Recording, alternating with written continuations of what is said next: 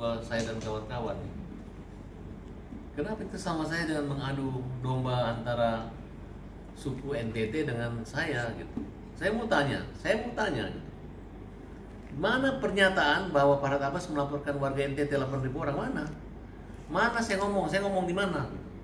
Kedua, sejak kapan saya pernah menakut-nakutin? Kalau saya mau ngomong, menyarankan agar tidak diterima bantuan itu pernah.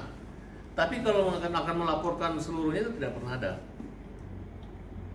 Makanya saya minta tolong tunjukkan.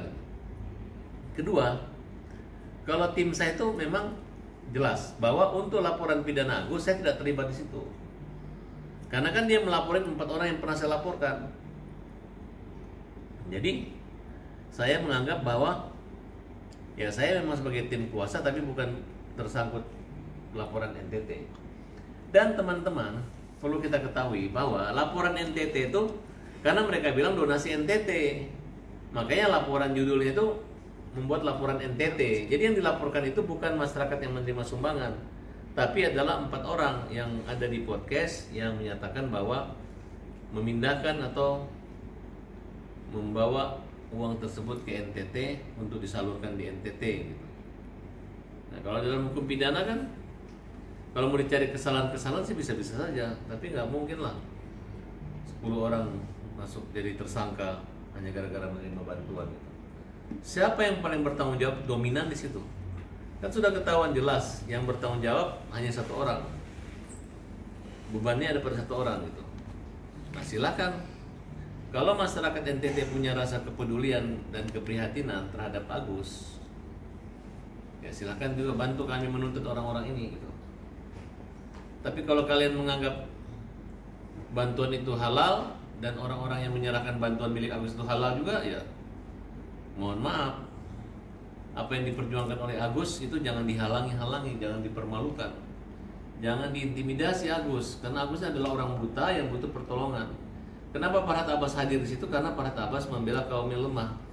Kalau namanya orang buta itu, kalau ada yang bilang orang buta itu bukan orang lemah, nah saya patut pertanyaan sama kalian gitu. Agus ini orangnya tulus-tulus, polos-polos, bukan poles-poles. Kalau yang kita laporkan ini orangnya poles-poles, ya. Yang mana mereka tidak terbuka bahwa mereka dapat teguran dari Menteri Sosial. Hei yayasan, mana auditnya? Jangan dibagi uangan itu mau Agus. Tidak dilaksanakan. Di mana Anda? Di NTT. Begitu pulang klarifikasi, habis uangnya. Kemudian melaporkan. Apa dasarnya, alasannya? Silakan. Memang dalam peraturan Menteri tentang pengumpulan uang dan barang itu peran undang-undang di situ cuman dendanya 10.000. Bahkan mereka dengan gagahnya akan membayar 10 kali lipat. Nah, tapi dalam perkara penggunaan uang Agus, karena uang ini dulu masuknya ke rekening Agus, bukan ke rekening yayasan. Jadi perlu diketahui bahwa itu adalah himbauan untuk membantu sukarela. Nah, kalau sekarang dibawa ke ranah seolah-olah itu untuk berobat, sedangkan matanya Agus sudah sembuh, ya. Tidak boleh kalian memperlakukan Agus seperti itu. Nah, ini adalah permainan tiktoker yang menurut saya sangat tidak beradab dan melanggar kemanusiaan. Jadi kata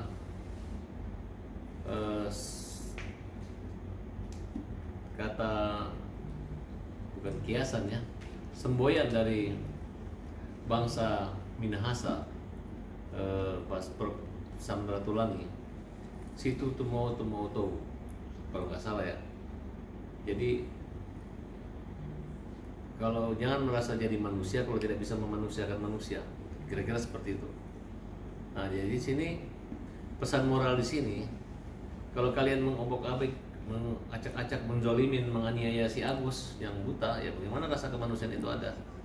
Nah, jangan dianggap dengan mengorbankan 1 mata Agus, manusia bisa ditutupi dengan 1000 korban kemanusiaan lainnya gitu.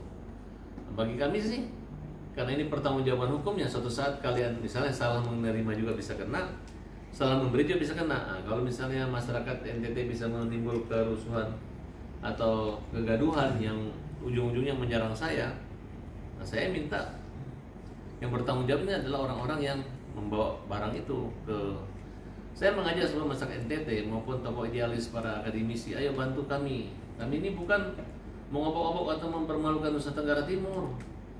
Yang dari awal sebelum adanya sumbangan ini diserahkan ke sana, kita sudah melaporkan ke polisi. Mereka sudah membuat perdata kok, dan ini uang memang punya Agus. Nah, kenapa? Karena prosesnya itu ada videonya Denny Sumargo mengatakan bahwa uang ini dititip sementara ke Nobi. Kalau siapa yang ngambil atau ini, saya akan ganti 100%. Ini uang ini akan diganti oleh Denny Sumargo udah berkali-kali gitu. Tapi dan ditambah lagi akan disikat. Sedangkan sekarang mereka yang sikat sendiri. Nggak tahu siapa yang harus disikat sama Denny Sumargo. Apakah dia akan menyikat dirinya sendiri gara-gara membagikan uang itu kepada Agus? Atau mungkin dia melakukan aksi tutup mulut untuk tidak ditanya-tanya kenapa uang itu habis. Nah, oleh karena itu tim pembela kaum lemah itu selalu hadir abadi bersama dengan para orang-orang kaum lemah yang hak-haknya terabaikan, yang hak-haknya diambil, dirampok, dicuri orang.